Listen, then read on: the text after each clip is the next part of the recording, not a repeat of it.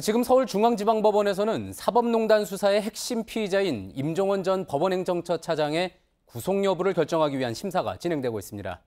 검찰과 임 전 차장 측이 30개가 넘는 범죄 사실을 놓고 공방을 벌였습니다.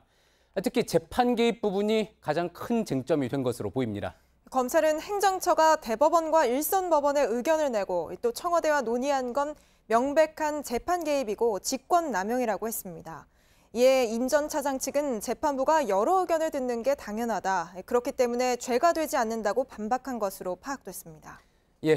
지금 심사가 진행되고 있는 서울중앙지법에 나가 있는 저희 취재기자를 연결해 보겠습니다. 강버들 기자. 오늘 임종원 전 차장 측과 검찰이 이제 6시간 가까운 공방을 벌이고 있습니다. 양쪽의 핵심 입장을 한번 좀 정리해 볼까요?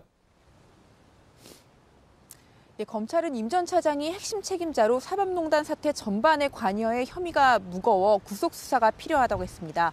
반면 임 전 차장 측은 행위 자체는 인정하면서도 죄가 되지 않는다며 불구속 상태에서 수사를 받아야 한다고 주장했습니다.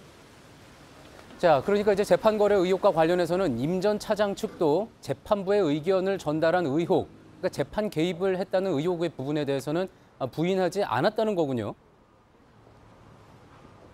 임 전 차장 측은 오늘 신문에서 검찰이 수사를 잘했다는 말을 했다고 합니다. 그러니까 검찰이 확보한 진술과 물증이 상당해서 행위 자체를 부인하기는 어려웠던 것으로 보입니다. 하지만 죄가 되지 않는다거나 직권을 남용한 적이 없다는 입장에는 변화가 없었습니다. 본인이 검찰이 수사를 잘했다, 이렇게 판사처럼 이야기를 했다는 거군요.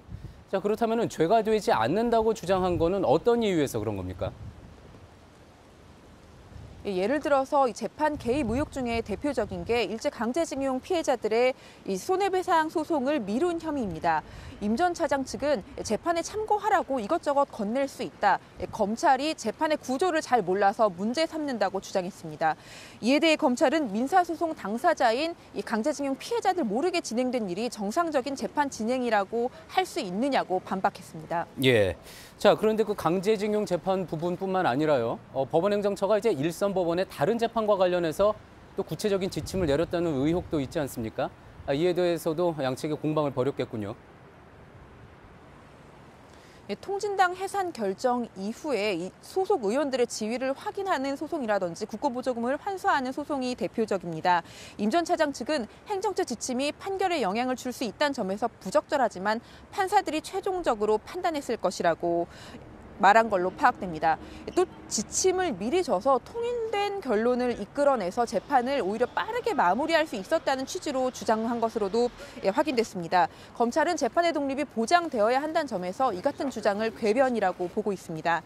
지금까지 서울중앙지법에서 전해드렸습니다.